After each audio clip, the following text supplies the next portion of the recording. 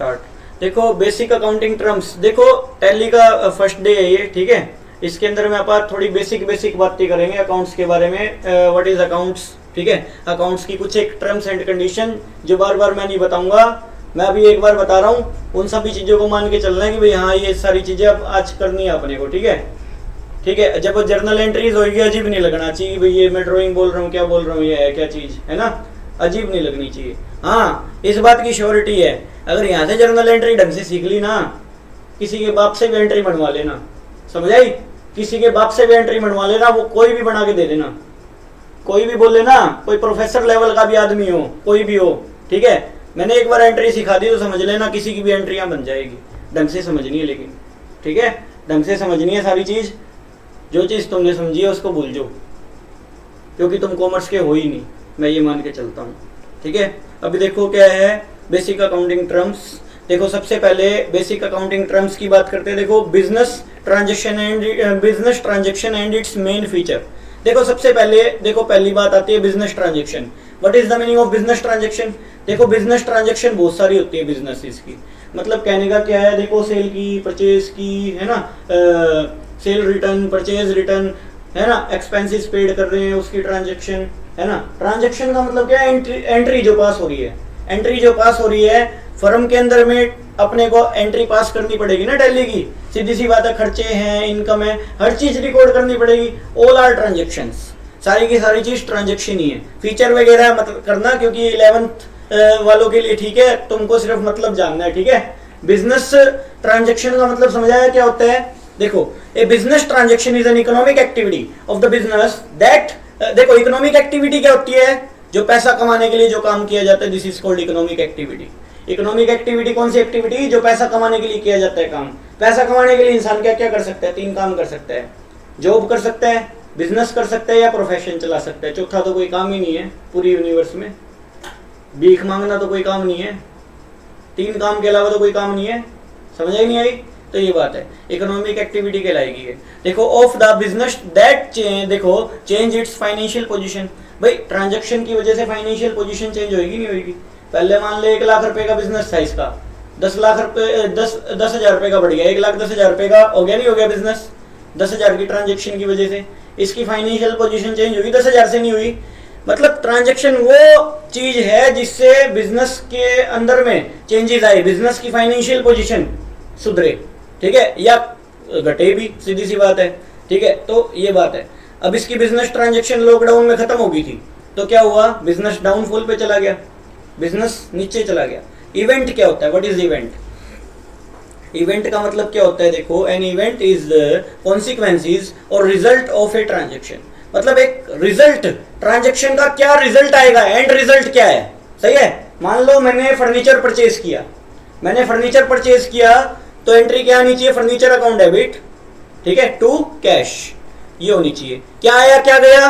Furniture आया, cash गया, effect 1 ही हुआ, फर्नीचर डेबिट हो गया, फर्नीचर आया, और गया क्या? कैश।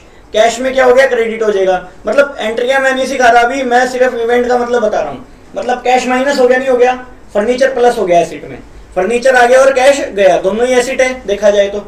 एसिड का मतलब होता है संपत्ति हमारी, सही है, कहने का मतलब संपत्ति क्या है हमारी, ठीक है ना, बिजनेस की संपत्तियां। अब जैसे ये टेबल है, एसिड है, कीबोर्ड एसिड है, लैपटॉप एसिड है, एसी एसिड्स है, फिक्स एसिड है ये हमारी। फिक्स का मतलब जो लंबे समय तक साथ दे बिजनेस का, है ना। तो ये बात है। देखो इवेंट का मतलब ट्रांजैक्शन की जो इफेक्ट होते हैं। मान लो मैंने एक्सपेंसेस पेड किए, एक्सपेंसेस पेड किए, कैश कम हो गया नहीं हो गया। मान लो मैंने वेजेस दी, वेजेस का मतलब होता है मजदूरी, सैलरी का मतलब क्या होता है? एडमिनिस्ट्रेटिव स्टाफ को जो दी जाती है। वेजेस का मतलब मजदूरी जो लेबर को दी जाती है, सेल, है ना। और सैलरी का मतलब जो एडमिनिस्ट्रेटिव स्टाफ को दी जाती है उसको सैलरी बोलते हैं, ठीक है। अभी देखो ट्रांजैक्शन, देखो जैसे एग्जांपल दिया हुआ है, इन्वेस्टमेंट 5 लाख रुपए, 5 लाख रुपए आपने इन्वेस्ट किए बिजनेस में।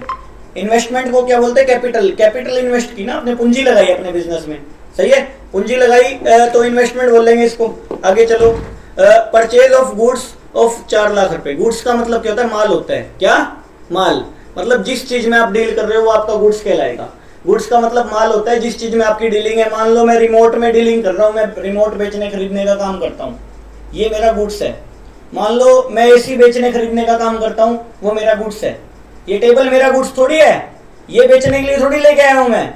चेयर बेचने के लिए थोड़ी है, ये तो बैठने के लिए और यूज करने के लिए है ना। बेचने के लिए जो चीज ना हो वो एसिड है हमारी, सीधी सी बात ये है ना। अब ये बेचने के लिए है, रिमोट है, स्टॉक है ये मेरा, मैं बेचूंगा खरीदूंगा बेचूंगा खरीदूंगा, है ना। तो यही तो चलेगा, मैं इसमें डील करता हूँ, ये मेरा गुड्स है, सही है। ये मेरा गुड्स कहलाएगा, माल बोले तो, ठीक है। गुड्स, GOODS, गुड्स से बोलते हैं इसको।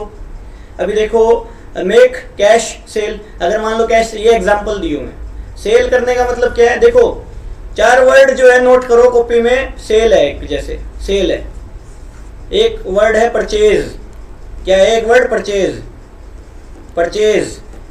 एक वर्ड क्या है, परचेज रिटर्न, एक है सेल रिटर्न, सेल रिटर्न। ये 4 वर्ड है ना, गुड्स के लिए यूज होंगे। माल को खरीदना या माल को बेचना, है ना, माल का वापिस आना या माल का वापिस जाना, ये 4 वर्ड है ना, गांठ मार के चलो कि गुड्स के लिए ही यूज होंगे, तीसरी चीज के लिए यूज होंगे ही नहीं। ये चारों के चारों वर्ड जो है गुड्स के लिए रिजर्व है। अगर सेल करिए तो मतलब गुड्स की सेल करिए, परचेज करिए तो मतलब गुड्स की परचेज करिए, माल की परचेज करिए, परचेज रिटर्न करिए तो मतलब गुड्स की रिटर्न करिए। परचेज रिटर्न मतलब हमने गुड्स की रिटर्न की है सप्लायर को, परचेज रिटर्न मतलब जो हम माल खरीद के लाए थे उसमें कुछ डिफेक्ट निकल गया, वो वापस करिए, उसकी टैली में वापस एंट्री मारनी पड़ेगी, नहीं मारनी पड़ेगी भाई, रिटर्न की मारनी पड़ेगी ना, परचेज रिटर्न की एंट्री, ठीक है। अब देखो सेल रिटर्न, सेल रिटर्न मतलब हमारे पास माल वापस आया कस्टमर का, ऑर्डर रिटर्न आते हैं ना, तो उसकी एंट्री भी पास करनी पड़ेगी, नहीं करनी पड़ेगी, टैली में करनी पड़ेगी ना। तो ये बात है, सेल रिटर्न समझ आया, सेल, परचेज, परचेज रिटर्न, ये चारों वर्ड जो है रिजर्व है माल के लिए, गुड्स के लिए, ठीक है। आगे चलो, ये तो एग्जांपल दिए हुए हैं, ठीक है। अभी देखो व्हाट इज अकाउंट, अकाउंट का मतलब क्या होता है, अकाउंट, व्हाट इज अकाउंट। देखो अकाउंट का मतलब सीधा सीधा ये होता है, देखो हर चीज का एक अकाउंट होता है, हर चीज का एक अकाउंट होता है। देखो जैसे मैं बोलता हूँ राम अकाउंट, श्याम अकाउंट, मान लो राम ने मेरे से माल परचेज किया, राम क्या बन गया हमारा, राम ने मेरे से माल परचेज किया, राम क्या बन गया हमारा, डेटर बन गया, उससे पैसे लेने हैं मेरे को भविष्य में, बात करता हूँ मैं। अभी देखो जैसे मान लो कैश है, कैश का अकाउंट होएगा नहीं होएगा, कैश का कितना बैलेंस है वो जानने के लिए अकाउंट बनाया जाता है, ठीक है। कैश का डेबिट क्रेडिट बात करेंगे, मैं सिर्फ मतलब बता रहा हूँ what is the meaning of account. Account के 2 साइड होते हैं, डेबिट और क्रेडिट, 2 साइड होते हैं, 2 sides are exist in the account, first one is debit, second one is credit, ठीक है। डेबिट और क्रेडिट हमेशा बराबर होने चाहिए, ठीक है। देखो मान लो परचेज किया, परचेज अकाउंट बनेगा नहीं बनेगा, परचेज अकाउंट बनेगा, अकाउंट बन रहा है, देखो ऐसे बात करेंगे इसकी। अकाउंट मतलब हर चीज का अलग बनेगा अकाउंट, कैश है तो कैश का अलग, डेटर है तो डेटर का अलग अकाउंट, क्रेडिटर है तो क्रेडिटर का अलग अकाउंट, मतलब बात करेंगे अभी डेटर कौन होता है, क्रेडिटर कौन होता है, अभी आएगा, सारा कुछ आएगा आगे। अकाउंट का मतलब समझ आया, हर चीज का हिसाब रखने के लिए अलग से अकाउंट बनाया जाता है। फर्नीचर है तो फर्नीचर अकाउंट, कितना फर्नीचर आया है, कितना फर्नीचर गया है। परचेज का एक अलग से अकाउंट, कितनी परचेज हुई है, कितना माल आया है हमारे पास, है ना। सेल का एक अलग से अकाउंट, सभी के सेपरेट अकाउंट बनाए जाएंगे, सही है। कितना माल आया है, कितना गया है, या कितना बिका है, कितना आया है, सारी चीज हिसाब रखना पड़ेगा ना, ठीक है। तो अकाउंट अलग अलग बनाए जाते हैं डबल एंट्री सिस्टम को फॉलो करते हुए। डबल एंट्री सिस्टम को फॉलो कैसे करवाना है वो मैं तुमको एक चैप्टर और करवाऊंगा इसके बाद में, वो डबल एंट्री सिस्टम का करवाऊंगा, सीधा समझ आ जाएगा, ठीक है। देखो आगे चलो, कैपिटल, तुम अपने आप को 11th का कॉमर्स का स्टूडेंट मान के चलो, मैं तुमको 11th का बच्चा मान के समझ के चल रहा हूँ, तुम समझ लो 11th में तुम आए हो अभी, ठीक है। तुमको टैली अच्छे से सीखनी है तो, ठीक है। तो ये देखो capital, what is the meaning of capital. Capital का मतलब होता है पूंजी, जो आप पूंजी लगाते हो बिजनेस के अंदर में, जो आप पूंजी इन्वेस्ट करते हो बिजनेस के अंदर में। मान लो मैंने बिजनेस स्टार्ट किया है, मैं कैपिटल लगाऊंगा नहीं लगाऊंगा बिजनेस में, ठीक है। एग्जाम्पल देता हूँ, मान लो ये सामने जो लैपटॉप पड़ा है ना, मान लो 50,000 रुपए की कीमत है इसकी, ओके। ये मेरी एसेट्स है, संपत्ति है, संपत्ति है। मैं पूरे बिजनेस को इस लैपटॉप में डिफाइन कर रहा हूँ। मान लो ये लैपटॉप मतलब मेरा पूरा बिजनेस 50,000 रुपए का, सपोज दैट, ठीक है, 50,000 रुपए का। Capital is equal to asset minus liability का क्या मतलब है, कैपिटल इज इक्वल टू मतलब capital is equal to liability, asset minus liability हो जाता है। कहने का क्या मतलब है, 50,000 का लैपटॉप है, मेरी कैपिटल इसमें कितनी लगी हुई है, मेरे 30,000 लगे हुए हैं, 20,000 इससे उधार लिए हुए हैं, मैंने इससे 20,000 रुपये उधार लिए हुए हैं, मेरी कैपिटल कितनी है 30,000 रुपये। एसिड तो टोटल ही है ना भाई, बिजनेसमैन करेगा क्या पैसे लेके, बिजनेस में ही लगाएगा तो एसिड में ही, बिजनेस में खरीदेगा क्या, एसिड ही खरीदेगा सारी की सारी, सही है। तो ये बात है। अब मैंने इसके 20,000 रुपये लेके लगा दिए बिजनेस में, मेरी लाइबिलिटी होगी ना, चुकाने पड़ेंगे कल को पैसे। ये लाइबिलिटी का मतलब जो चुकाने हो भविष्य में पैसे, लाइबिलिटी का मतलब समझ आया, what is the meaning of liability, चुकाने हो जो भविष्य में। टोटल एसिड क्या है, मेरा बिजनेस है पूरा, टोटल एसिड मेरा बिजनेस है माइनस जो मेरे को चुकाने हैं वो, बाकी तो मेरी कैपिटल लगी हुई है, बाकी तो मेरी कैपिटल लगी हुई है। 50,000 का मेरा बिजनेस है, 20,000 मैंने उधार लिए हुए हैं, सीधी सी बात है ना। लगे कितने हुए मेरे पैसे 30,000, वही मेरी कैपिटल है, सीधी सी बात है। बात करें तो कैपिटल बोलते हैं उसको, समझा। कैपिटल मतलब पूंजी जो मैंने लगाई हुई है मेरे बिजनेस में। मेरी नेट पूंजी कितनी लगी हुई है, जिसको देने हैं वो चुकाने हैं, जिसके वो माइनस कर दो जितना टोटल है अपने पास, ठीक है, अपनी कैपिटल निकल जाएगी। आगे चलो, drawing, what is the meaning of drawing. Drawing का मतलब होता है पर्सनल यूज के लिए, घर के लिए पैसे निकाले हो आपने बिजनेस से। ड्राइंग का मतलब ये होता है, ड्राइंग का मतलब पेंटिंग वाली ड्राइंग नहीं है, घर के लिए पर्सनल यूज के लिए। अगर आप बिजनेस से ड्रॉ करते हो ना, पैसे निकाल के लेके जाते हो, दिस इज कॉल्ड ड्राइंग, ठीक है। बिजनेस से ड्रॉ कर रहे हो, विड्रॉ कर रहे हो। आपकी कैपिटल 1 लाख थी, आपको जरूरत पड़ेगी पैसों की, 10,000 रुपये आप घर पे निकाल के लेके गए, अब आपकी कैपिटल कितनी रहेगी 90,000 रहेगी ना। 10,000 तो आप ड्रॉइंग कर गए, विड्रॉ कर गए बिजनेस से, समझा ही नहीं है। ड्रॉइंग का मतलब ये होता है। लाइबिलिटी का मतलब क्या होता है, जो आपको चुकाने हैं। लाइबिलिटी का मतलब जो आपको चुकाने हैं पैसे। लाइबिलिटी भी कई तरह की होती है, बात करेंगे, अभी लाइबिलिटी का पॉइंट आ रहा है। देखो लाइबिलिटी क्या है, जो आपको पैसे चुकाने हैं। 2 तरह की लाइबिलिटी होती है, करंट लाइबिलिटी और non current liability. Current liability कौन सी होती है, जो 1 साल के अंदर अंदर आपको चुकानी है, जैसे क्रेडिटर है ना, बीपी है, बात करेंगे इनकी, बात करेंगे, आने दो इनको। बीपी है ना। देखो इंटरनल लाइबिलिटी भी होती है, एक्सटर्नल भी होती है। इंटरनल लाइबिलिटी क्या होती है, अंदर के लोगों के प्रति लाइबिलिटी। बिजनेस की कुछ लाइबिलिटी बनती है ना अंदर के लोगों के प्रति। अंदर का बंदा कौन होता है, businessman, owner. Business and owner are separate, है ना, दोनों के दोनों अलग है, ठीक है। बिजनेस के प्रति देखो, बिजनेस की लाइबिलिटी क्या बनती है बिजनेसमैन की। देखो बिजनेसमैन ने पैसे लगाए हैं, क्या लाइबिलिटी बनती है बिजनेस की, बिजनेसमैन के प्रति प्रॉफिट निकाल के देना, है ना। प्रॉफिट, भाई बिजनेस में से प्रॉफिट निकलेगा नहीं निकलेगा। कैपिटल को हमेशा लाइबिलिटी में रखा जाता है, मतलब एक तरह से लाइबिलिटी मानी जाती है इंटरनली। हमने जो पैसे लगाए कल को वसूली तो करेंगे ही पैसों की, यूं ही थोड़ी लगाए पैसे, समझाएंगे यही। तो ये बात है। तो देखो आगे, एक्सटर्नल लाइबिलिटी क्या होती है, बाहर के लोगों के प्रति लाइबिलिटी। मान लो मैंने माल उधार पे खरीदा है, इससे 50 लाख का माल उधार पे खरीदा है, पैसे देने पड़ेंगे नहीं देने पड़ेंगे, देने पड़ेंगे। अपन ने कोई सर्विसेज लिए बाहर से, पैसे देने पड़ेंगे नहीं देने पड़ेंगे, बिजनेस को देने पड़ेंगे। एक्सटर्नल लाइबिलिटी होगी ना। उधार पे अगर कोई चीज ले रहे हो आप, उधार पे किसी से माल खरीदा, सामने वाला मेरा क्रेडिटर हो जाएगा। क्या हो जाएगा, क्रेडिटर, लेनदार। अगर मैंने उधार पे माल परचेज किया, खरीदा, तो सामने वाला मेरा क्या हो जाएगा, क्रेडिटर हो जाएगा, ठीक है, लेनदार हो जाएगा। देखो बैंक ओवरड्राफ्ट है, बिजनेस बैंक ओवरड्राफ्ट क्या होता है पता है। बैंक ओवरड्राफ्ट का मतलब होता है बिजनेसमैन को एक स्पेशल फैसिलिटी मिलती है ज्यादा विड्रॉ करने की पैसे। जैसे मान लो मेरे को करंट अकाउंट में मिलती है फैसिलिटी, करंट अकाउंट बिजनेसमैन का खुलता है, उसके अंदर में आपको ओवरड्राफ्टिंग फैसिलिटी मिलती है, मतलब आप ज्यादा निकाल सकते हो पैसे। आपके खाते में ना भी हो ना तो आप ज्यादा पैसे विड्रॉ कर सकते हो, ओवरड्राफ्टिंग होगी। पैसे देने पड़ेंगे नहीं देने पड़ेंगे कल को, वो ये भी तो लाइबिलिटी होगी एक किस्म से देखा जाए तो। समझाएंगे यहाँ। बिल्स पेबल है, बिल्स पेबल की भी बात करेंगे, आएंगे इसमें ये सारे पॉइंट आएंगे। आउटस्टैंडिंग एक्सपेंसेस का मतलब क्या है, जो चुकाए नहीं है पैसे। मान लो इसकी सैलरी ड्यू है, आउटस्टैंडिंग है, लेबर की सैलरी ड्यू है, दी नहीं है अभी, देनी है, बकाया है, तो वो क्या हो जाएगा, आउटस्टैंडिंग एक्सपेंसेस हो जाएंगे। क्या हो जाएंगे, आउटस्टैंडिंग एक्सपेंसेस हो जाएंगे। आउटस्टैंडिंग मतलब जो दिए नहीं है अभी हमने, ठीक है, चुकाने हैं। इसके बाद लोन, भाई लोन भी तो चुकाने पड़ेंगे कल को। आपने लोन लिया, बैंक से लोन लिया, मान लो, देना पड़ेगा नहीं देना पड़ेगा, वापस देना तो पड़ेगा, लिया है तो, ठीक है। आगे चलो, बात ये आती है कि देखो लॉन्ग टर्म और देखो लॉन्ग टर्म और non current liability. Non current liability क्या होती है, लंबे समय की लाइबिलिटी। 10 साल के लिए लोन ले लिया आपने, ठीक है, नॉन करंट लाइबिलिटी होगी ना, किस्तों में चुकाओगे आप पैसे इसके, लंबे समय तक बिजनेस चुकाएगा, इंस्टॉलमेंट जाएगी। नॉन करंट लाइबिलिटी होगी नहीं होगी?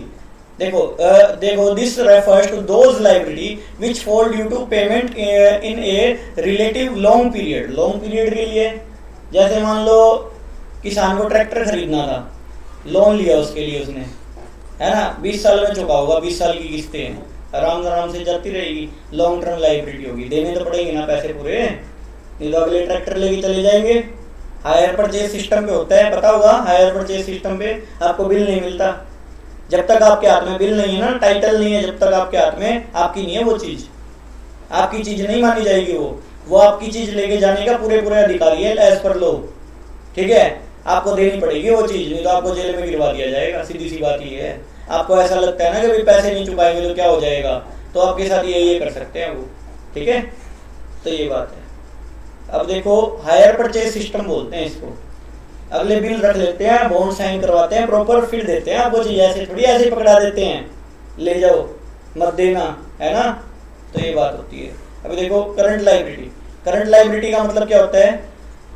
करंट लाइबिलिटी का मतलब जो 1 साल के अंदर अंदर चुकानी हो अपने को लाइबिलिटी, 1 साल के अंदर अंदर चुकानी हो, उसको क्या बोलेंगे? करंट लाइबिलिटी बोलेंगे। जैसे जैसे कौन है? क्रेडिटर है, क्रेडिटर को 1 साल के अंदर अंदर देने पड़ेंगे ना पैसे, इससे माल खरीद दिया 50 लाख का, यूं थोड़ी कहूंगा इसको 30 साल बाद पैसे दूंगा तेरे को, ये तो बैठा रह जाएगा, ये 50-50 लाख करके पता नहीं कितने लोगों को दे देगा, ये तो दिवालिया हो जाएगा।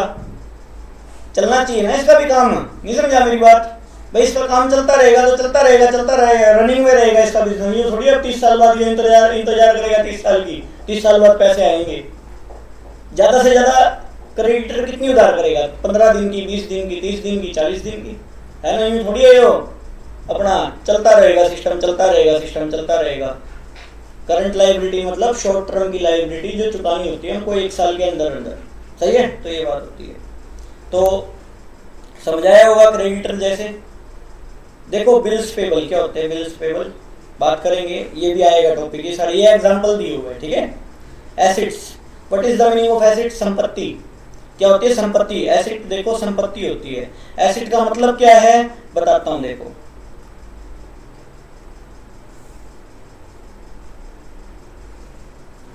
एसिड का मतलब बताता हूं, देखो एसिड्स, एसिड्स, एसिड का मतलब देखो करंट एसिड होती है, current assets, non current acid होती है एसिड, ठीक है, नॉन करंट एसिड होती है। करंट एसिड कौन सी होती है? जो 1 साल के अंदर अंदर पैसे आ जाए, 1 ईयर है, 1 ईयर में जो पैसे आ जाए, जैसे डेटर है। डेटर कौन होते हैं? जो उधार में हमसे खरीद के लेके गए, हमारे कस्टमर, हमारे कस्टमर हमारे डेटर हैं। मान लो उनसे पैसे रिसीव करने हैं मेरे को, मान लो किसी के पैसे 2 महीने बाद आने हैं, 2 मंथ बाद आने हैं, वो क्या है? हमारा डेटर है कि नहीं है? बिजनेस को जिससे पैसे लेने हो वो हमारा डेटर है, सही है, मतलब बिजनेस को जिससे पैसे लेने हो वो हमारा डेटर बन जाएगा, ठीक है। और देखो एक तरह से एसिड ही है, करंट एसिड है ये, करंट एसिड जो 1 साल के अंदर अंदर रिकवरी हो, ठीक है। क्या कहने का क्या मतलब होगा? ये डेटर होगी ना, डेटर होगी जैसे बीआर होगी, जैसे बिल्स रिसीवेबल, बात करेंगे बिल्स रिसीवेबल की, अभी करेंगे भाई। पता क्या है, बात करता हूँ, मेरे को बिल्स रिसीवेबल की बात करता हूँ। देखो क्या कहने का मतलब है, देखो डेटर तो सीधे हो गए, व्यवहार हो गया डेटर तो एक किस्म का, ठीक है। और बिल्स रिसीवेबल क्या है? बिल्स रिसीवेबल का मतलब मेरे को है ना तुम्हारे ऊपर विश्वास नहीं है, ठीक है, बिल लिखवाया गया, एक एग्रीमेंट साइन हुआ, 50 लाख का माल बेच दिया आपको मैंने, भाई क्या भरोसा है तुम पैसे दोगे या नहीं दोगे उस चीज के? तो क्या गारंटी है उस चीज की? एक एग्रीमेंट पेपर लिया गया, ठीक है, मेरे भी साइन हुए यहाँ पे, आपके भी साइन हुए यहाँ पे, यहाँ पे 3 लाइनें लिख दी गई कि फलाना फलाना फलाना फलाना मैंने 3 महीने के लिए इसको उधार पे 50 पेटी का माल बेचा है, ठीक है, और पेमेंट अगला इस वक्त करेगा। दिस इज कॉल्ड क्या बन गया? बीआर, है तो एसिटी।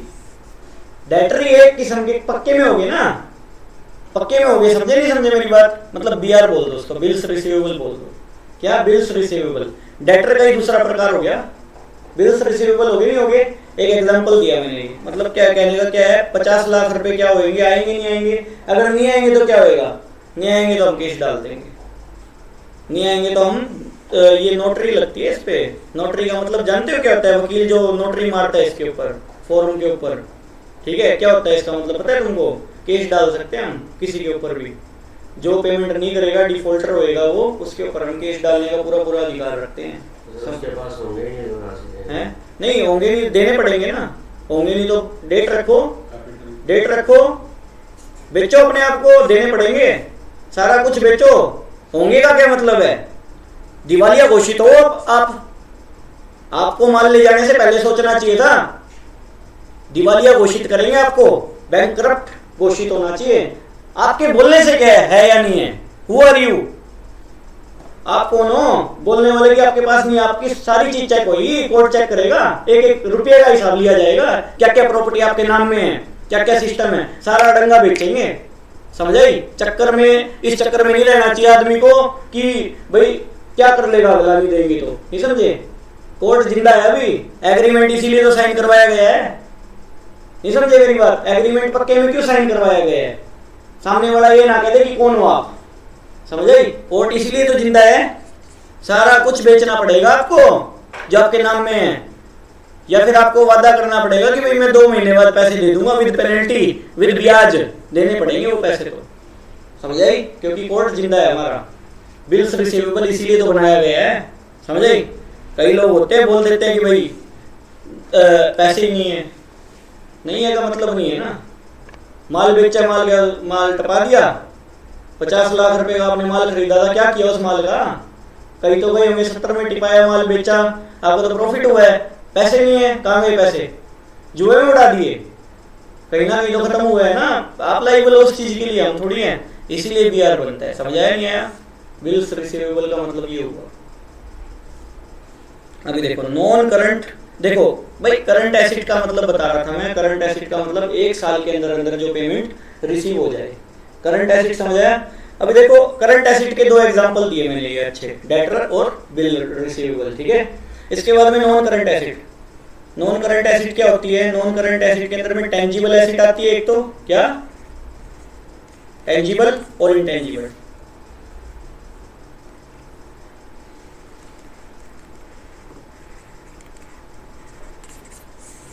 टेंजिबल और इंटेंजिबल। सबसे पहले इंटेंजिबल एसेट की बात कर लेते हैं। इंटेंजिबल क्या होता है? जो चीज दिखाई ना दे, इंटेंजिबल एसेट। इंटेंजिबल एसेट जैसे क्या होती है? ट्रेडमार्क। क्या? ट्रेडमार्क। ठीक है, मार्क, पेटेंट है, पेटेंट है, कॉपीराइट है, ठीक है, कॉपीराइट है, पेटेंट है, ट्रेडमार्क है, गुडविल है। और क्या हो सकता है इंटेंजिबल एसेट? और क्या आ सकता है? बस यही होंगे लगभग लगभग। ठीक है। What is trademark? What is the meaning of trademark? Trademark का मतलब क्या होता है? ट्रेडमार्क का मतलब क्या होता है? एक साइन जिसकी कीमत होती है ना कुछ मार्केट के अंदर में। ट्रेडमार्क एक्ट के अंदर में जो चीज रजिस्टर्ड हो उसको ट्रेडमार्क बोलते हैं। ठीक है, मतलब हमारा लोगो जो है उसी को ट्रेडमार्क बोल देते हैं। मान लो मेरा लोगो है SLA का, मैंने उसको रजिस्टर करवा लिया, ठीक है, तो वो क्या बन जाएगा? ट्रेडमार्क बन जाएगा। आप उसको कॉपी नहीं कर सकते। अगर आप कॉपी करोगे तो मैं केस डाल सकता हूँ आपके खिलाफ। ठीक है, एज पर कंपनीज एक्ट भी आपके खिलाफ केस डाल सकता है अगर मैं कंपनी हूँ तो। ठीक है, अगर मैं रजिस्टर्ड सोसाइटी हूँ तो रजिस्टर्ड सोसाइटीज एक्ट के तहत आपके खिलाफ केस डाल सकता है। बहुत सारी चीजें, पार्टनरशिप एक्ट के तहत भी आपके खिलाफ केस फाइल हो सकता है। बहुत सारे लॉज हैं, रूल्स रेगुलेशन है। लॉज क्यों बनाए गए हैं? अगर तोड़ोगे तो ही तो आपके खिलाफ केस फाइल होगा। तो यूं थोड़ी है यार। देखो ट्रांसपेरेंसी है ना, जो आदमी गलत कर रहा है उसके खिलाफ कोर्ट बना हुआ है। सही है, मतलब जो इंसान गलती पे उतर रहा है ना, वो इंसान गलत है, उसके खिलाफ केस बिल्कुल फाइल हो सकता है। समझ आई? तो ये बात है। अभी देखो patent. What is patent? Trademark समझ आया? एक लोगो रजिस्टर्ड करवा लिया मैंने, सरकार के अंदर रजिस्टर करवा लिया तो क्या हो जाएगा? आप करो केवी कंप्यूटर एजुकेशन पॉइंट का नाम कॉपी, पता चल जाएगा क्या होएगा। समझे? रख लो किसी की बस की हो तो। ठीक है ना, मेरे को पता चल गया कि किसी ने केवी कंप्यूटर एजुकेशन पॉइंट रखा हुआ है नाम, तो उसका वो हाल होगा, वो सोच भी नहीं सकता क्या होगा उसका। समझे? तो मतलब कहने का ये मतलब होता है कि ट्रेडमार्क आप मतलब नाम कॉपी नहीं कर सकते ना आप। एक तो नाम हो गया, एक मेरा लोगो है, मेरा ही खुद का SLA का बनाया हुआ, करो कॉपी। नहीं कर सकता कोई भी कॉपी। जो चीज मैंने रजिस्टर करवा ली ना, आप उसको कॉपी नहीं कर सकते, मेरी एसेट बन गई वो। क्या? इंटेंजिबल एसेट है मेरी, ठीक है, जिसको मैं देख नहीं सकता। इंटेंजिबिलिटी का मतलब जिसको देख और छू नहीं सकते, महसूस कर सकते हैं सिर्फ, ठीक है। पेटेंट है, what is the meaning of patent? Patent का मतलब होता है आविष्कार, इनोवेशन। इनोवेशन का मतलब क्या हुआ? मान लो कोई फॉर्मूला मैंने इनोवेट किया, मैंने कोई भी फॉर्मूला इनोवेट किया, उसको पेटेंट करवा लिया सरकार के अंदर में। अब मैं वो फॉर्मूला किसी को देना चाहूंगा तो दे सकता हूँ, मेरी एसेट है भाई। एक ही सोल्ट में पता है कई कंपनियों की दवाई मिल जाती है। वो ऐसा क्यों होता है पता है? क्योंकि वो फॉर्मूला बेच देते हैं, आपको यूज करने का अधिकार दे दिया मैंने, बदले में मैं क्या लूंगा? रॉयल्टी लूंगा, ठीक है। मान लो सिप्ला कंपनी है, कैडिला HC कंपनी है, दोनों फार्मा कंपनी है, दोनों दवाइयां बनाती है। सिप्ला कंपनी है, सिप्ला कंपनी ने कोई फॉर्मूला बनाया, कैडिला वाले बोले कि भाई हमको भी वो दवाइयां बनानी है सेम, आप हमको फॉर्मूला शेयर करो, ठीक है। उन्होंने उसको शेयर कर दिया, बोला भाई जितनी आपकी टोटल सेल होगी ना, उसका कुछ % हम रॉयल्टी लेंगे। एज हमारा फॉर्मूला था वो, हमारी इनोवेशन है, हमारा आविष्कार है। पेटेंट बोलते हैं। पेटेंट मेरी एसेट है कि नहीं है? पेटेंट का मतलब क्या है? एसेट। बहुत कुछ सीखने को मिलेगा टैली में, समझ आ रही है? टैली कोई मजाक नहीं है, तुमको धंधा करना सिखा दूंगा मैं, कैसे धंधा करते हैं टैली के अंदर में, समझ आई बात? ये है, जिसको धंधा करना आ गया ना, उसके लिए कोई चीज छोटी नहीं है, बड़ी नहीं है कोई चीज, समझ आई? तो ये बात है। Copyright, what is the meaning of copyright? Copyright का मतलब क्या होता है? कॉपीराइट का मतलब कॉपी करने का अधिकार। जैसे ये बुक है, ये बुक किसने लिखी हुई है? डीके गोयल ने लिखी हुई है।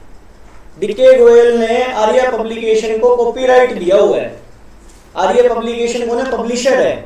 पब्लिशर क्या? जो पब्लिश करते हैं बुक को। मैंने बुक लिखी, मान लो मैं राइटर हूँ किसी बुक का, ठीक है, मैंने आर्या पब्लिकेशन में अपनी बुक डाली कि भाई मेरी बुक प्रिंट हो गई, पूरी मार्केट में बिकी। उनके तो लिंक है, काफी वर्ल्ड वाइड लिंक है, पूरे इंडिया में सप्लाई जाती है उनकी, पूरे इंडिया में मार्केट लेवल इतना बड़ा है उनका, मेरी बुक को वो फैला सकते हैं। मेरी अकेले की बस की बात नहीं है कि मैं पूरे इंडिया में बेच सकूं वो बुक को। मैंने पब्लिशर को दे दी, मैं कहा भैया ये लो मेरी बुक पूरे इंडिया में बेचो, ठीक है। कुछ जो प्रॉफिट होएगा उसका कुछ सेट कर लिया जाएगा, 20% रहेगा सारे प्रॉफिट का जो भी होएगा। पब्लिशर का खर्चा भी तो लग रहा है भाई, प्रिंटिंग करवाना और करवाना, सिस्टम करवाना, खर्चे भी तो बहुत सारे हैं। फ्री में थोड़ी पब्लिश होती है बुकें, मार्केटिंग भी करनी पड़ेगी, प्रिंटिंग भी करनी पड़ेगी, प्रिंटिंग प्रेस में प्रिंट भी होगी उनकी, सारी चीज होगी, है ना। पब्लिशर देखो कॉपी करने का अधिकार दिया है। इन शॉर्ट मैंने कहने का मतलब क्या है? डीके गोयल ने आर्या पब्लिकेशन को कॉपी करने का अधिकार दे दिया और बदले में क्या चार्ज कर रहा है? रॉयल्टी ही चार्ज कर रहा है। रॉयल्टी तो चार्ज होगी, प्रॉफिट को बोल देते हैं रॉयल्टी, सही है। इसके बाद में देखो गुडविल। गुडविल क्या होती है? एक अच्छा नाम। गुडविल दो तरह की हो सकती है, एक खरीदी हुई, एक बनाई हुई। आपने डोमिनोज की फ्रेंचाइजी ले ली, क्या आपने खुद बनाई है गुडविल? आपने खरीदी है। अब मैं खुद बना रहा हूँ गेमिंग कंप्यूटर एजुकेशन पॉइंट का नाम, ब्रांड वैल्यू मैं खुद बना रहा हूँ इसकी, ठीक है। तो वो मेरी बनाई हुई गुडविल है। अब मैंने जो सरकारी फ्रेंचाइजीज वगैरह ली हुई है, ये क्या है? खरीदी हुई गुडविल है, मैंने खरीदी है इनको, 3-4 लाख रुपए देके खरीदी हुई है, सही है। और मान लो मैंने खुद ने बनाया होता तो वो मेरी खुद की गुडविल हो जाती। गुडविल दो प्रकार की होगी ना, एक बनाई हुई, एक खरीदी हुई। मैकडी की फ्रेंचाइजी ली हुई है किसी ने, मैकडोनल्ड्स, क्या है वो? खरीदी हुई गुडविल, ठीक है। समझे नहीं समझे? तो है तो एसेट ही भाई, मेरी एसेट है ना। मैंने मान लो 2 साल के लिए कोई चीज टेक ओवर की, मेरी एसेट है ना, उतने 2 साल तक तो मेरी है वो चीज, मेरी एसेट होगी ना एक किस्म से देखा जाए तो। आगे चलो, मैंने एसेट के ऊपर ये भाषण दिया था अभी, आगे चलो। नॉन करंट एसेट समझ आई? Non current asset. इसके बाद में देखो tangible asset, intangible asset. Tangible मतलब जो दिख रही है, दिख सकती है। जैसे मैंने टेंजिबल एसेट, ये टेबल है, दिख रही है, एसी दिख रहा है, फैन दिख रहा है, सारी चीज एसिड है, जो दिख रही है वो एसिड है। ये कुर्सी एसिड है। टेंजिबल मतलब जिसको हम देख पा रहे हैं, ठीक है, टेंजिबल एसिड, ठीक है। कंप्यूटर है, ये सामने लैपटॉप पड़ा है, ये भी तो एसिड ही है। मोटर व्हीकल है, एसिड है, ठीक है। फर्नीचर है, एसिड है, ठीक है, ये बात है। इंटेंजिबल एसेट कौन सी होती है? जिसको हम देख और छू नहीं सकते, जिसका मैंने एग्जांपल दिया, पेटेंट, कॉपीराइट, है ना। फील कर सकते हो तुम, सिर्फ महसूस किया जा सकता है। पेटेंट है, कॉपीराइट है, ट्रेडमार्क है, है ना, साइन बोर्ड है, गुडविल बोल दो, गुडविल है, ठीक है। तो ये बात इंटेंजिबल एसेट समझ आएगा। करंट एसेट का मतलब क्या होता है, what is the meaning of current asset? Current asset का मतलब क्या होता है, एक साल के अंदर अंदर जिसकी वसूली हो पैसों की, जैसे डेटर आ गए, डेटर का मतलब पता है, बिल्स रिसीवेबल आ गए, बीआर आ गए, पता है बिल रिसीवेबल का पक्के में कागज बन गए ना। एग्जांपल के लिए स्टॉक है, जैसे स्टॉक भी तो करंट एसेट है, एक साल में बदला जा सकता है ना कैश में, इसको बिकते रहते हैं, आते रहते हैं, बिकते रहते हैं। फिक्स एसेट क्या है, टेबल है, जैसे ये फिक्स है, लंबे समय तक बिजनेस में साथ दे रही है ये चीज। प्रोजेक्टर है, क्या ये फिक्स एसेट है, लंबे समय तक जो बिजनेस में साथ दे आपका, है ना। चेयर है, लंबे समय तक साथ दे रही है बिजनेस में, ठीक है। लैपटॉप है, लंबे समय तक, भाई 10-12 साल वगैरह चलेगा ही, इतना तो कुछ तो लाए हैं तो, ठीक है। तो ये बात है।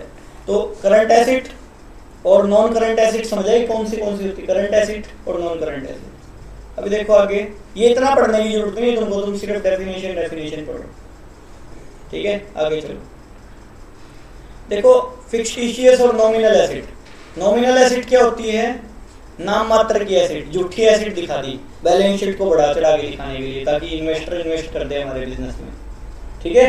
इन्वेस्टर इन्वेस्ट कर दे ताकि हमारे बिजनेस में, इसकी जरूरत नहीं पड़ेगी तुमको, टैली है ये, ठीक है। प्रैक्टिकल बात करेंगे यहाँ पे।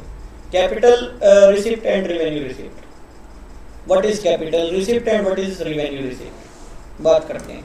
कैपिटल रिसिप्ट क्या होती है, देखो एक रिवेन्यू रिसिप्ट क्या होती है। रिवेन्यू रिसिप्ट क्या है, जैसे बोले तो देखो, मान लो मैंने माल बेचा है, गुड्स बेच के कौन सी रिसिप्ट होगी, revenue receipt.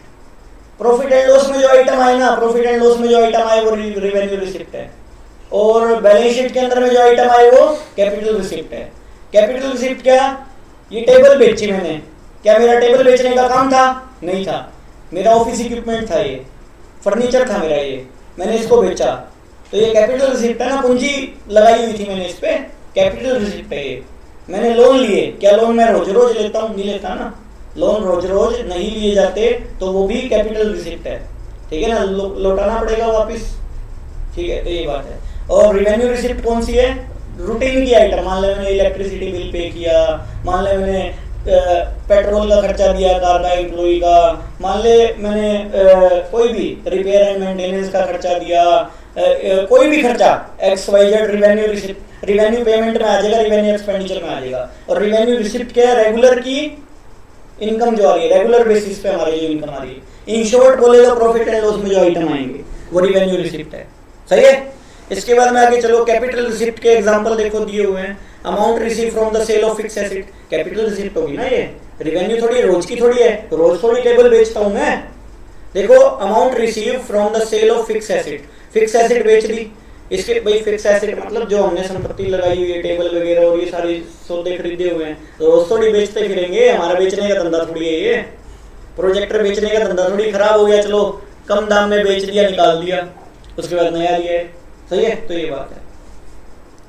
Capital contribute bye proprietor, देखो कैपिटल कंट्रीब्यूट किए पार्टनर ने, रोज रोज थोड़ी कैपिटल लगाई जाए बिजनेस में, एक बार लगा दी बात खत्म, है ना। कैपिटल कंट्रीब्यूट की, कैपिटल रिसिप्ट नहीं है, बिजनेस की रिसिप्ट का मतलब पैसे आए या नहीं, बिजनेस में नहीं आए, बिजनेस में पैसे आए हैं, कैपिटल के नाम क्या है, वो भी कैपिटल रिसिप्ट है। अब देखो amount receive by way of loan, loan के रूप में पैसे रिसीव किए हैं, तो वो कौन सी रिसिप्ट है, लोन के रूप में पैसे रिसीव किए, वो भी तो कैपिटल रिसिप्ट है, कल को लौटाने पड़ेंगे वो पैसे। रिवेन्यू रिसिप्ट के रूटीन की रिसिप्ट, मान लो मैंने सेल की, अपने मान लो रिमोट बेचने का काम है, रिमोट बेचा मैंने 100 पीस बेचे कस्टमर को, रिवेन्यू रिसिप्ट है ये। रिवेन्यू रिसिप्ट मतलब डेली बेसिस पे जो रिसिप्ट होती है, this is called revenue receipt. Money obtain from the sale of goods, देखो कमीशन रिसीव, कोई कमीशन, मान लो मेरा धंधा कोई अलग है, मान लो मेरा सेंटर है तो यहाँ पे फीस मेरा रिवेन्यू रिसिप्ट है, मेरा रिवेन्यू रिसिप्ट क्या है, फीस। मान लो मैं ये टेबल बेचता हूँ, ये क्या है मेरा कैपिटल रिसिप्ट, समझ आया। किसी का फीस हो सकता है रिसिप्ट, किसी की कोई मान लो सैलून है, किसी का सर्विस ही तो दे रहा है, वो भी गुड्स तो नहीं बेच रहा, तो वो भी उसकी रिसिप्ट हो सकती है रेगुलर बेसिस पे। देखो इंटरेस्ट वगैरह मिला, मैंने ब्याज पे पैसे चढ़ा रखे थे कहीं पे, रेगुलर बेसिस पे ब्याज आ रहा है, वो भी मेरी क्या रिसिप्ट है, रिवेन्यू रिसिप्ट है, रेगुलर बेसिस पे आता है। डिविडेंड है, मैंने शेयर में पैसे लगा रखे थे, अलग से इन्वेस्टमेंट कर रखी थी, तो वहां से मेरे को डिविडेंड आ रहा है। व्हाट इज डिविडेंड, शेयर पे जो हमको मिलता है। पता है क्या, बहुत सारी प्रैक्टिकल नॉलेज मिलेगी, बहुत सारी प्रैक्टिकल नॉलेज, सारा सिस्टम इसके अंदर में आ जाएगा, सारा सिस्टम इसके अंदर आ जाएगा, धंधा करना आ जाएगा। जिस बंदे को धंधा करना आ जाए ना, वो कभी मार नहीं खाता जिंदगी में, ठीक है। तो ये बात है। देखो कहने का मतलब क्या है, डिविडेंड रिसीव किया है। डिविडेंड का मतलब क्या होता है, जो कहने का क्या मतलब है, शेयर का प्रॉफिट मिलना।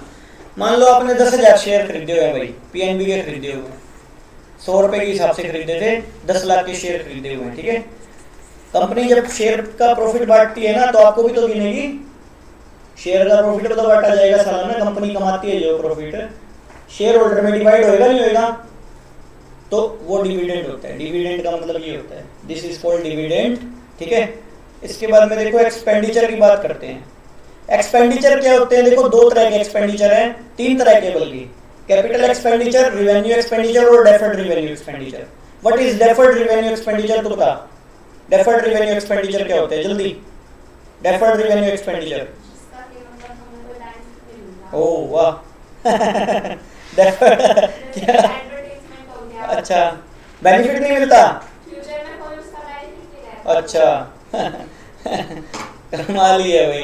देखो डेफर्ड रिवेन्यू एक्सपेंडिचर, डेफर्ड मतलब फ्यूचर, रिवेन्यू मतलब रिवेन्यू खर्चे, एक्सपेंडिचर मतलब आज ही कर दिए, मतलब डेफर्ड रिवेन्यू एक्सपेंडिचर मतलब मान लो मैंने 1 लाख रुपए हैं, 1 लाख रुपए मैंने इसको ठेका दे दिया कि भाई 10 साल तक मेरी तू ऐड करिए, 10 साल तक मेरे को बेनिफिट मिलेगा नहीं मिलेगा, अगली कह रही है कोई बेनिफिट ही नहीं मिलता, 10 साल तक अगला मेरे को बेनिफिट देगा नहीं देगा, तू मेरी एसिड होगी नहीं होगी, एक किस्म से देखा जाए तो डेफर्ड रिवेन्यू एक्सपेंडिचर है।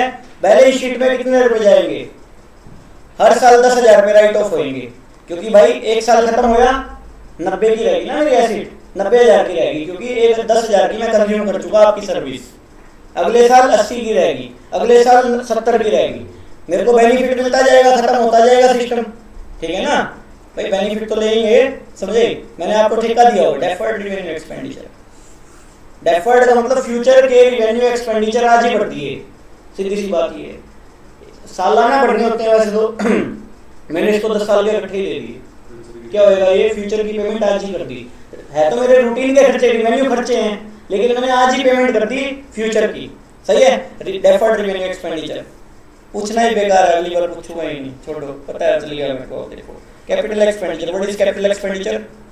कैपिटल एक्सपेंडिचर का मतलब क्या है, कैपिटल एक्सपेंडिचर का मतलब वो होता है, जैसे मान लो मैंने टेबल खरीदी, मतलब कैपिटल एक्सपेंडिचर जो मेरे बिजनेस में लंबे समय तक मेरा साथ दे। मशीन खरीदी, फैक्ट्री के लंबे समय तक बिजनेस में साथ देगी नहीं देगी चीज। मैंने एसी खरीदा, 5-7 साल तो चलेगा, लंबे समय तक, 1 साल से ज्यादा वैल्यू हो जिसकी, 1 साल से ज्यादा लाइफ हो जिसकी, कैपिटल एक्सपेंडिचर हो गया, मेरे बिजनेस में साथ दे रही है जो चीज, ठीक है। इसके बाद में आगे चलो, रिवेन्यू एक्सपेंडिचर क्या है, रूटीन खर्चे, रूटीन खर्चे है ना। अरे खर्चे तो बेनिफिट के लिए हो रहे भाई, तेरे को लेबर रख रहा हूँ मान ले, तो तेरे से काम करवाना मेरा बेनिफिट है ना यार। आपको मैं 20,000 रुपये सैलरी दूंगा, 2 लाख का काम करवाऊंगा, मेरा बेनिफिट हो रहा नहीं हो रहा, बेनिफिट तो है ही है, जहाँ खर्चे हैं वहाँ बेनिफिट तो है। आप एसी चला रहे हो तो ठंडी हवा मिल रही है, आपको बेनिफिट है, वो खर्चा लग रहा है तो बेनिफिट भी मिल रहा है उस चीज का, ये मान के चलो आप, ठीक है, कि बिना बेनिफिट के कोई चीज नहीं होती, सही है। तो ये बात है। अब देखो आगे चलो, आगे चलो, कैपिटल एक्सपेंडिचर। कैपिटल एक्सपेंडिचर समझ आए नहीं आए, जो हमारे बिजनेस में लंबे समय तक हमारा साथ दे, ठीक है। इसके बाद में आगे चलो, रिवेन्यू एक्सपेंडिचर, रूटीन के खर्चे। रूटीन के खर्चे प्रॉफिट एंड लॉस में आएंगे, 1 साल के खर्चे, भाई नेट प्रॉफिट निकालना है ना बिजनेस का। मान लो कोई फर्म मेरे को कहती है मेरा नेट प्रॉफिट निकाल के बताओ कितना होएगा, टैली के अंदर मैंने आपको नेट प्रॉफिट निकालना पड़ेगा, नेट प्रॉफिट निकाल के देना पड़ेगा ना बंदे का, भाई तेरी नेट प्रॉफिट की स्टेटमेंट ये है, प्रॉफिट एंड लॉस अकाउंट बनता है उसके लिए, profit and loss account, trading profit and loss account, उसके अंदर में सारा खर्चा जोड़ा जाएगा 1 साल का, 1 साल की इनकम जोड़ी जाएगी, इनकम में से खर्चे घटा दिए जाएंगे, क्या निकल जाएगा, नेट प्रॉफिट। नेट प्रॉफिट निकल जाएगा, जो आपका नेट प्रॉफिट हुआ है, पक्का प्रॉफिट हुआ है। जानना चाहेगा ना भाई बिजनेसमैन, अकाउंट किस लिए बनवा रहा है बिजनेसमैन, यही तो जानना है उसको, कितना नेट प्रॉफिट मेरा हो रहा है, मेरी एसेट कितनी है, मेरी लायबिलिटी कितनी है, मेरे को कितने, मेरी कितनी सेल हुई है अब की बार, मेरी सेल में कितनी ग्रोथ हुई है बताओ भाई, है ना। सारी चीज टैली के अंदर में कवर हो जाएगी। मेरे लेबरों को सैलरी कितनी जा रही है, और भी बहुत सारी चीजें, बहुत डाइवर्सिफाइड है टैली से, ठीक है ना। टैली का एरिया बहुत बड़ा है, ठीक है। तो ये बात है। रिवेन्यू एक्सपेंडिचर समझाया। पता क्या है, इन चीजों को डीपली समझो, ठीक है। टाइम पास करोगे तो तुम्हारी जिंदगी टाइम पास बन जाएगी एक दिन। मैं सच बोलता हूँ, मेरे को झूठ बोलने की आदत नहीं है, समझ आई। आगे चलो, आगे देखो difference between capital expenditure and revenue expenditure. Capital expenditure and revenue expenditure, देखो डिफरेंस क्या है। कैपिटल एक्सपेंडिचर क्या होते हैं भाई, रेगुलर खर्चे थोड़ी होते हैं, कभी कभार किए जाने वाले एक्सपेंडिचर है। जैसे मशीन खरीदी है, मशीन क्या रोज थोड़ी खरीदूंगा। मशीन को खरीदना क्या है, इन्वेस्टमेंट है, इन्वेस्टमेंट एक्सपेंडिचर है। इन्वेस्टमेंट है, ये खर्चा नहीं है एक किस्म से देखा जाए तो, है ना। और रेवेन्यू एक्सपेंडिचर रूटीन के खर्चे है, मशीन का यूज होना, इसका डेप्रिसिएशन होना। भाई मशीन जो मैं खरीद रहा हूँ उतने में बिक जाएगी क्या, यूज तो करेंगे, डेप्रिसिएशन की सावट तो लगेगी ना उस मशीन की, वो भी प्रॉफिट एंड लॉस में डेबिट की जाएगी डेप्रिसिएशन के नाम से। डेप्रिसिएशन के नाम से उसको प्रॉफिट एंड लॉस में डेबिट किया जाएगा खर्चा मानते हुए। 1 लाख रुपए की चीज लेके आ रहे हैं हम, 10 साल लाइफ है उसकी, मान लो 10 साल लाइफ है उसकी, 10,000 रुपए खर्चा हो गया, नहीं हो गया आपका इस साल, हो गया ना, माना जाएगा 10,000 खर्चा, वो भी माना जाएगा। हर चीज जुड़ेगी, एक एक पाई जुड़ेगी, ध्यान रखना, एक एक पाई जुड़ गई नेट प्रॉफिट निकलेगा। यूं नहीं लगे चलो कोई 10 रुपए क्या गिने, 98 भी गिनी जाएगी अकाउंट में, ध्यान रखना, 10 भी गिनी जाएगी, ठीक है। तो ये बात है, अकाउंट वो चीज है। और capital expenditure is incurred for acquisition और देखो इरेक्शन ऑफ फिक्स एसेट, कोई फिक्स एसेट हम इरेक्शन कर रहे हैं, एक्वाइजिशन कर रहे हैं। Revenue expenditure is incurred for day to day running of business, day to day running के लिए रेवेन्यू एक्सपेंडिचर किए जाते हैं, और लंबे समय के लिए कैपिटल एक्सपेंडिचर किए जाते हैं खर्चे। Capital expenditure is incurred for purpose of increasing the earning capacity. मेरे पास पहले एक मशीन थी, अब मैं 2 ले आया, अर्निंग कैपेसिटी मेरी बढ़ी नहीं बढ़ी, अर्निंग कैपेसिटी बढ़ी ना मेरी, मतलब मैंने कैपिटल एक्सपेंडिचर किया तो मेरी अर्निंग कैपेसिटी बढ़ेगी, ठीक है। इसके बाद में देखो whereas revenue expenditure is incurred for maintenance of earning capacity, maintain करना। भाई रेगुलर खर्चे कर रहे हैं हम, रेवेन्यू खर्चे, डे टू डे रूटीन खर्चे तो है, बिजली का बिल भर रहे हैं, है ना। बिजनेस, हर बिजनेस कर रहा है ये खर्चे। तो मान लो प्रिंट आउट निकाल के दे रहे हैं, मैं अपने बिजनेस की बात कर रहा हूँ, कागज की कॉस्ट भी लग रही है, ठीक है, इलेक्ट्रिसिटी की भी लग रही है। प्रोजेक्टर मान लो लैंप है, इसका लैंप खराब हो रहा है तो इसकी लैंप की भी लाइफ होती है 3000 घंटे, 2500 घंटे लाइफ है इसकी, तो पर आवर कॉस्ट भी लग रही है इसकी, ठीक है। पर आवर कॉस्ट होगी, पर आवर 50-60 रुपये, तो इसकी लैंप की कॉस्ट है मान के चलो, और इसकी इलेक्ट्रिसिटी कंजप्शन है वो भी हमारी कॉस्ट है, रिवेन्यू खर्चे है, रोज के खर्चे हमारे। समझ आई नहीं आई। रूटीन खर्चे को क्या बोलते हैं, रिवेन्यू एक्सपेंडिचर बोलते हैं, ठीक है। तो ये बात है। Capital expenditure is return in the balance sheet. Capital expenditure हमेशा बैलेंस शीट में लिखे जाएंगे। बैलेंस शीट में 2 चीजें आती हैं, बैलेंस शीट सुना है, एसिड और लाइबिलिटी, 2 चीजें आती हैं वहाँ पे। 2 चीज कौन कौन सी, एसिड और लाइबिलिटी। देखो कैपिटल एक्सपेंडिचर जो किए हैं मैंने एसी खरीदा, क्या वो मेरा कैपिटल एक्सपेंडिचर है? यस, मेरा कैपिटल एक्सपेंडिचर है। एसी मेरा एसेट में जाना चाहिए नहीं जाना चाहिए? जाएगा ना भाई, वाक्य में धंधा सिखा दूंगा, वाक्य में ही विश्वास मान लो इस चीज का, समझ आई। एक एक चीज को सीखते चलो, जिंदगी बनानी है तो, समझ आई। वाक्य में ही धंधा सिखा दूंगा तुमको मैं करना, और इतनी इतनी टेक्निक्स बताऊंगा, खुद भी धंधा कर सकते हो, जरूरी नहीं है, समझ आई। अभी देखो समझ लो इन चीजों को, सारी चीजों को समझ आई। यूं मत समझो यार टाइम बर्बाद हो रहा है ना, बहुत सारी चीजें सीखोगे, अल्टीमेट है। टैली सिर्फ टैली नहीं है चीज, मैं सिर्फ टैली नहीं करवाता, सारी चीज, टैक्स का काम भी सिखाऊंगा सारा का सारा। टैली सिर्फ बोलने की बात है, ठीक है। तो ये बात है। अभी देखो कैपिटल एक्सपेंडिचर का मतलब समझाया, मतलब कैपिटल एक्सपेंडिचर बैलेंस शीट में जाएंगे। मैंने जो कैपिटल एक्सपेंडिचर किए भाई, मैंने टेबल खरीदी है, कहाँ जानी चाहिए, मेरी एसेट में जानी चाहिए। मैंने लोन लिए, इससे 20 साल के लिए लोन ले लिए, इनकी फाइनेंस कंपनी थी, इनसे लोन ले लिया, 50 लाख का लोन लिया इनसे मैंने। अब इन्होंने किस्तें बांध दी, किस्तें इसकी जमा करवा रहा हूँ मैं रोज की, महीने की महीने, साल की साल, जैसे भी है। ये लाइबिलिटी में जाएगा नहीं जाएगा? जाएगा ना, बैलेंस शीट में लाइबिलिटी साइड में जाएगा, क्योंकि ये देखा जाए तो मेरी लाइबिलिटी बन गई 20 साल के लिए, और तब तक ये लाइबिलिटी में रहेगा जब तक इसकी चुकाई न जाए पेमेंट। बात ये है। डेफर्ड रिवेन्यू एक्सपेंडिचर की बात कर ली थी मैंने। डेफर्ड रिवेन्यू एक्सपेंडिचर क्या होते हैं? रिवेन्यू खर्चे आज ही भर दिए 10 साल के इकट्ठे, 10 साल के रिवेन्यू खर्चे आज ही भर दिए, 10 साल तक बेनिफिट उठाऊंगा अब मैं उस सर्विस का, उस सर्विस का 10 साल तक लाभ उठाया जाएगा। जैसे मैंने एडवर्टीजमेंट का एक्सपेंस आज ही भर दिया है ना, तो थे तो रिवेन्यू खर्चे, ये लेबर है हमारा, इसको 2 साल की सैलरी इकट्ठी दे दी, इसका अब 2 साल तक उपयोग किया जाएगा अलग अलग तरीके से। समझ आई नहीं आई? तो मतलब क्या है, ये डेफर्ड रिवेन्यू एक्सपेंडिचर है। समझ आया नहीं आया? तो डेफर्ड रिवेन्यू एक्सपेंडिचर बोल सकते हो, रिवेन्यू खर्चे आज ही भर दिए है ना, रिवेन्यू खर्चे आज ही भर दिए हमने, तो डेफर्ड रिवेन्यू एक्सपेंडिचर। आगे चलो, आगे चलो, एक मिनट, इनकम, 1 मिनट रुक जा। इनकम देखो, इनकम का क्या मतलब है? What is the meaning of income? Income देखो, income is the difference from the revenue, देखो receipt from the sale of goods is called revenue. भाई सीधी सी बात है, रिमोट बेचने का काम है मेरा भाई, मेरी कॉस्टिंग 50 रुपये, 100 में बेच रहा हूँ। रिवेन्यू देखो, इनकम क्या है मेरी? 50 रुपये। मेरी कॉस्ट सारी मिला के 50 रुपये पड़ती है, बिजली बुजली XYZ सारी चीज मिला के 50 रुपये पड़ती है। कहाँ से पता चला? प्रॉफिट एंड लॉस से पता चला कितने खर्चे हैं मेरे इस चीज के ऊपर। ठीक है, बात करेंगे, मैं तो वर्ड के मीनिंग बता रहा हूँ सिर्फ, अभी अकाउंट तो मैंने शुरू ही नहीं किया अभी। ठीक है, इनकम का मतलब क्या है? इनकम का मतलब होता है इनकम प्राप्त करना, मतलब बेच के मैं इनकम ले रहा हूँ 50 रुपये, this is called my income. Profit क्या होता है? What is profit? देखो, it is the excess of total revenue over total expenses. Total expenses जो होते हैं उससे ज्यादा हो तो प्रॉफिट हो जाएगा। गेन और लॉस, देखो गेन और लॉस की एग्जांपल दूंगा मैं तुमको। गेन का मतलब क्या है? एबनॉर्मल गेन है यहाँ पे, गेन जो बोल रहे हैं ना, abnormal gain. What is abnormal gain? What is abnormal gain? चल बता ही दे, आसान सा, ये तो बता ही सकती है। एबनॉर्मल गेन क्या होता है? कौन सा प्रॉफिट है? एबनॉर्मल गेन क्या होता है? जो कि हमारे बिजनेस में कभी भी हो जाता है, मतलब एबनॉर्मल गेन कौन सा गेन है? छोड़ रहने दे। एबनॉर्मल गेन का मतलब क्या होता है? एबनॉर्मली कोई गेन हो। एबनॉर्मल लॉस क्या होएगा? एबनॉर्मली कोई लॉस हो जाए। एग्जांपल देता हूँ इस चीज का।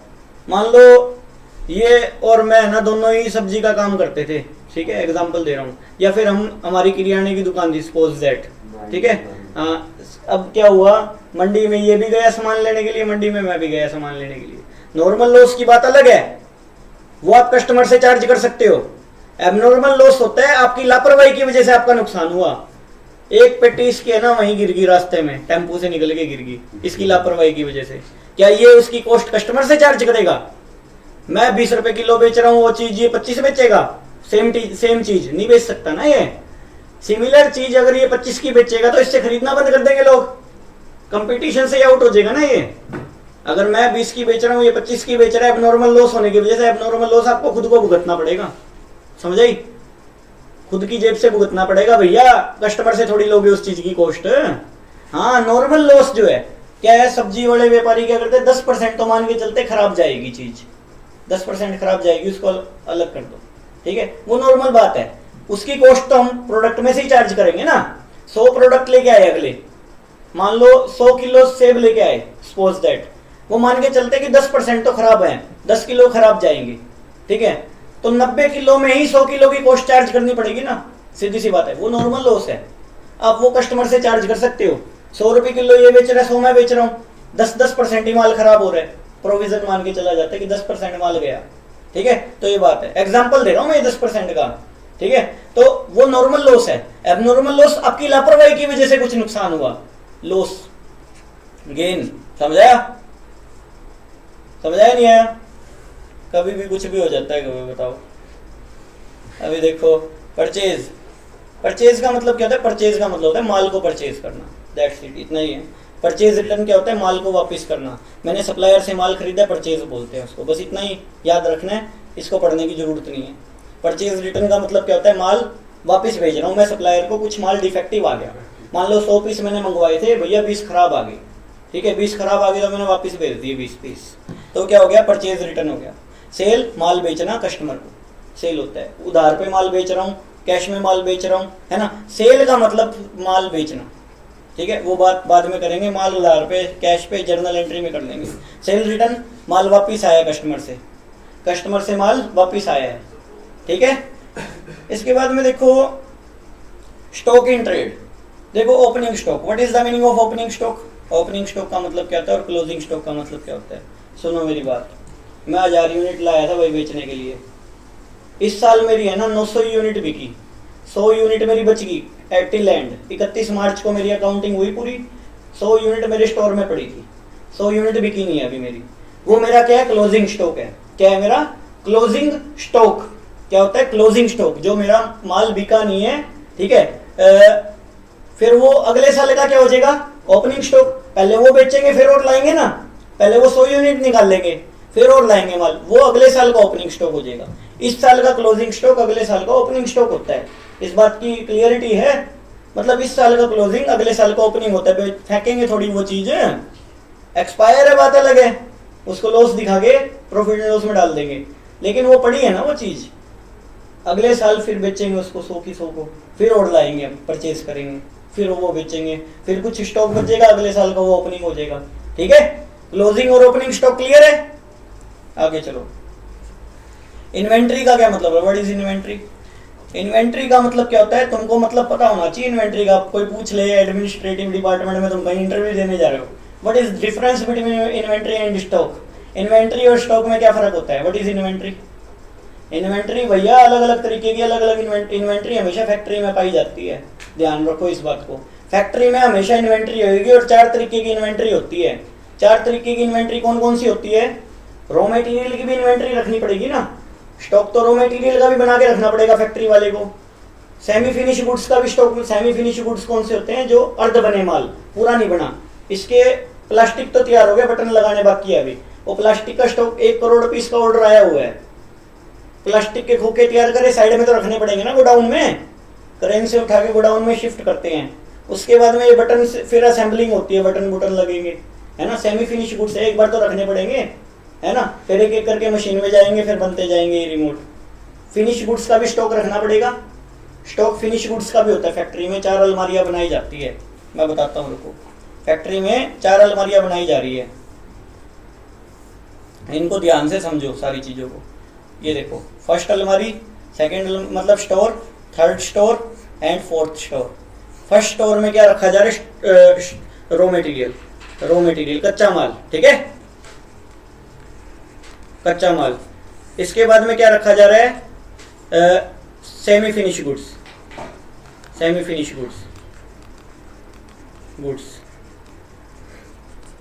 इसके बाद में फिनिश गुड्स रखा जा रहा है एक स्टोर में, ठीक है, finish goods.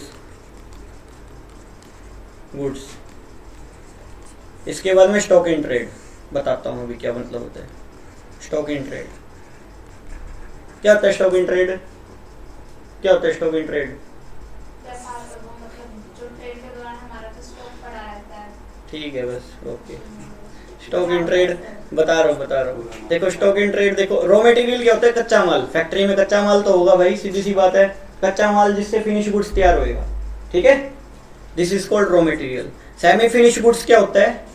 Semi finish goods आधा बने, जैसे पेन है, पेन का रिफिल तैयार हो गया, खोखे तैयार हो गए, अलग से पड़े हैं ये, ठीक है, ऊपर के प्लास्टिक के कवर तैयार हो गए, सिक्का अलग से तैयार हो गया, सेमी फिनिश गुड्स है ना, आधा बना ये। कई कंपनियां क्या करती है? सेमी फिनिश गुड्स भी बेच देते, सिक्के भी मिलते हैं मार्केट में, मिलते हैं। अब फिनिश गुड्स क्या है? उसका भी तो स्टॉक रखना पड़ेगा। पेन के 20-25 करोड़ के पीस के स्टॉक रखे हुए हैं, पूरी मार्केट में सप्लाई होगी इंडिया की, 25-30 करोड़ स्टॉक कोई मायने नहीं रखता गुड्स का।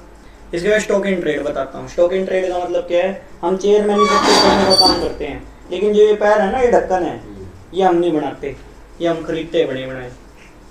ये ढक्कन हम बने बनाए खरीदते हैं, this is called stock in trade. Stock in trade है ये हमारा, हम बने बनाए खरीद रहे हैं। ये कुर्सी हम बनाते हैं, लेकिन ये ऊपर के है ना, ये हम बने बनाए खरीद रहे हैं मार्केट से, ठीक है। तो ये क्या हमारा स्टॉक इन ट्रेड है, this is called stock in trade. समझाई नहीं आई? तो मतलब रियल मतलब समझना आना चाहिए, फालतू के कोई मतलब बना रखे हैं अपने हिसाब से, रट्टेबाजी के हिसाब से। टीचर भी फद्दू है अपने देश के। प्रॉब्लम ये भी है, कॉमर्स में टीचर नहीं है इतने लायक जितने होने चाहिए, ठीक है, आगे चलो। देखो ये तो समझ आ ही गया होगा। इन्वेंट्री मैंने बता दिया, inventory of raw material, working in progress बोल दो, सेमी फिनिश गुड्स बोल दो, एक ही बात है। ठीक है, वर्किंग इन प्रोग्रेस का मतलब तैयार होना बाकी है, आधा बना है अभी माल, सही है, मतलब अर्ध बना हुआ माल अभी रास्ते में बन रहा है, तैयारी पे है। माल को स्टॉक तो करना पड़ेगा ना भाई, एक कमरे में ले जाना तो पड़ेगा, उसको रखना तो पड़ेगा। 1 करोड़ पीस यूं सजा के थोड़ी रख देंगे मशीन के हर बार, एक कमरे में तो रखना पड़ेगा, दूसरे प्रोसेस में जब तभी तो जाएगा वो माल। सेमी फिनिश गुड्स का स्टॉक बोल दो, वर्किंग इन प्रोग्रेस का स्टॉक बोल दो, एक ही बात है। इन्वेंट्री ऑफ फिनिश गुड्स समझ आया, inventory of stock in trade, देखो its include the value of those goods which are purchase for resale. कई बार क्या होता है, रीसेल के लिए भी खरीद लेते हैं हम, बस क्या है खरीद के बेचने का काम करते हैं, ऐसा स्टॉक भी होता है। ठीक है ना। अब देखो जैसे रिटेलर होते हैं, रिटेलर के पास किस प्रकार, रिटेलर के पास इन्वेंट्री होती है, स्टॉक होता है। हु इज रिटेलर, रिटेलर या होलसेलर होते हैं, उसके पास इन्वेंट्री होती है, स्टॉक होता है, स्टॉक होता है उनके पास, समझ आई। फैक्ट्री वालों के पास इन्वेंट्री पाई जाती है। मैं फैक्ट्री की अकाउंटिंग जब करनी सिखाऊंगा ना, इंडस्ट्री की अकाउंटिंग जब करवाऊंगा तुमको, उस टाइम दिखाऊंगा तुमको रॉ मटेरियल की अकाउंटिंग कैसे होएगी। टैली के अंदर प्रैक्टिकल, फैक्ट्री के अंदर में भी जाके लग सकता है बंदा, टैली का अच्छे से काम आता है ना, 40,000 कहीं नहीं गए, अच्छे से काम आता है तो। ठीक है, तो ये बात है। आपको ऐसा लग रहा है कि भाई मेरे को तो मजा ही नहीं आ रहा देखने में, तो यही है भाई रियल टैली, तो जॉब तो इसी के बेस पे मिलेगी। अदर टैली तो मजाक है, ठीक है ना, जो सिर्फ डेबिट और क्रेडिट का घटिया सा मीनिंग बता के तुमको कैसे टैली होगी। ठीक है, तो बस वो बात है। अब देखो कहने का मतलब inventory of stock in trade, inventory of stock in trade का मतलब क्या है, जो बना बनाया माल है, सही है ना। बना बनाया माल, जैसे मैंने ये ढक्कन खरीदे, बने बनाए खरीदे, सीधे बस लगा के बेचना है अपने को, तो बात ये है, समझ आया। अब देखो calculation of closing stock, what is closing stock, जो साल के एंड में बच जाता है। ठीक है, साल के अंत में जो बच जाता है। अब देखो क्या कह रहा है, care should be taken that the flowing goods are not included in the list of inventory. देखो goods which has been sold but remain undelivered, माल बिक चुका, कस्टमर के घर पे भेजा नहीं गया, बात ये है, वो हमारा माल है या नहीं है, नहीं है ना हमारा माल, माइनस हो गया ना। भेजना है कस्टमर को, बिका हुआ माल है, माइनस हो गया, वो स्टॉक में, क्लोजिंग स्टॉक में काउंट थोड़ी होएगा वो चीज, वो तो बिक चुका ना भाई, डिलीवरी नहीं किया, क्या दिक्कत है, कर देंगे डिलीवर, ठीक है ना। अब डिलीवरी बहुत ज्यादा आई हुई है, 100 डिलीवरी है मान लो, धीरे धीरे पहुंचवाएंगे, ये थोड़ी एकदम ही पहुंचवा देंगे कस्टमर के घर माल। ठीक है, तो ये बात है, अरेंज भी तो करना पड़ेगा, क्लोजिंग स्टॉक का पार्ट नहीं माना जाएगा वो, क्योंकि हमारा माल वो बचा ही नहीं ना, बिक चुका ना, फर्म में पड़ा है वो बात अलग है, बेचना है ना कस्टमर के पास, अपने को एक एक करके भेजेंगे। अभी देखो goods purchase and receive but which has not been recorded in the purchase book. एक बात बताओ, आपने गुड्स परचेज कर लिया था, ठीक है, गुड्स परचेज कर लिया था, देखो inventory in the list of the, देखो इसके अंदर में क्या कह रहे हैं, नॉट इंक्लूडेड। अब मान लो आपने गुड्स परचेज कर लिया, बिल ना बिल लेके आए उसका ना कुछ, आप सीधा घर पे ले गए, चले गए, गुड्स परचेज या फर्म में रख लिया बिना रिकॉर्ड करे। अरे एंट्रियां ही तो है जो बताती है कि आपने खरीदा हुआ है, बेचा हुआ है, फिर आप स्टोर डिपार्टमेंट में जाके देख रहे हो, यार ये तो 10 यूनिट ज्यादा आई हुई है, ये 10 यूनिट कहाँ से आ गई, आपने चढ़ाई नहीं, एंट्रियां चढ़ाई नहीं हुई, तो फिर क्लोजिंग स्टॉक में थोड़ी मानी जाएगी वो चीज, लिखित में होगी कोई चीज वही तो मानी जाएगी क्लोजिंग स्टॉक का पार्ट, सही है। मतलब ये करने की जरूरत नहीं है वैसे तुमको, फिर भी मैं करवा रहा हूँ, ठीक है। Flowing goods should be included in the list of the inventory, देखो ये सारी चीज इंक्लूड होगी। जैसे मान लो तुम मेरे एजेंट हो, 100 यूनिट दिल्ली में काम कर रहे हो मेरे लिए, मैंने तुमको 100 यूनिट भेजी है किसी भी चीज की, मान लो किसी भी चीज के एजेंट हो, तो 100 रिमोट भेजे मैंने तुमको बेचने के लिए, तुम्हारे पास बिना बिके रह गए, 20 यूनिट नहीं बिकी इस साल, तो वो 20 यूनिट मेरी क्लोजिंग स्टॉक में आएगी नहीं आएगी, क्योंकि you are my agent. What is the meaning of agent, जिसने मेरी एजेंसी ले रखी हो वो एजेंट होता है ना, जिसने मेरी एजेंसी ले रखी हो एजेंटशिप बोलते हैं, मतलब मेरी एजेंसी में मेरी हाँ में ये काम कर रहा है, मेरे बिहाफ पे ये काम कर रहा है, मेरी एजेंसी ले रखी है इसने, एजेंटशिप, जिसने मेरी एजेंसी ले रखी हो, मेरे बिहाफ पे कोई चीज सेल या परचेज करना चाहता हो, दिस इज कॉल्ड एजेंट, सही है ना। एजेंट कमीशन के लिए काम करता है हमेशा, एजेंसी ली हुई है तूने मेरी, you are my agent and you sell my goods, ठीक है, इन दिल्ली, आप मेरा माल दिल्ली में बेच रहे हो, ठीक है, और आपके पास 20 यूनिट बची रहेगी। मेरा ही तो माल है जो आप बेच रहे हो, मेरा ही तो माल है, आपने पैसे थोड़ी दिए उस माल के, आपने तो जो बिकता जा रहा है आप मेरे को बेचते जा रहे हो कमीशन काट काट के अपना। वो 20 यूनिट तो मेरी है ना भाई, क्लोजिंग स्टॉक में मेरी ऐड होगी नहीं होगी? होगी, ठीक है, ये बात है। गुड्स सेंड टू एजेंट यही है, goods send to the customer on the sale on return basis. कई बार हम कस्टमर को क्या कहते हैं, भाई पसंद आए तो ठीक है, नहीं तो हमारा दे जियो वापिस, पैसे ले जियो, रिटर्न बेसिस पे है। अब यूँ थोड़ी है साल बाद यो आया वापस देने के लिए, हजम कर लिया वो गुड्स खत्म ही कर दिया है ना, यूँ 2-4 दिन की अप्रूवल होती है। हम ये मान लेंगे कि भाई हाँ 4 दिन में वापस नहीं देगा, समझ लो हो गया कंजप्शन, यूँ थोड़ी है 4 महीने बाद वापस आया, यार मेरे तो पसंद नहीं आया, आधे से ज्यादा उसको इसने खत्म कर दिया, समझे? ऐसे नहीं होता ना। रिटर्न बेसिस का मतलब 5-6 दिन की अप्रूवल मांगी जाएगी, वो 5 दिन बाद आ गया तो ठीक है, 5 दिन तक हम वापस ले लेंगे। जब भी तो 15-15 दिन की वारंटी दी जाती है, नहीं तो कस्टमर पुरानी चीज लेके जाएगा, मान लो 4 महीने बाद वापस आओगे, हमारे तो पसंद ही नहीं आई, चली नहीं, बताओ भैया क्या करे इसका समझा ही नहीं आई। तो ये बात होती है, कहने का मतलब क्या, ये भी क्लोजिंग स्टॉक का देखो पार्ट माना जाएगा तब तक जब तक कस्टमर अप्रूवल ना दे दे। सेल ऑन अप्रूवल बेसिस भी होती है। ठीक है सर जी, आज इतना बहुत सर, यहाँ तक कर लेते हैं। सर, कॉल करना भी हो रहा है।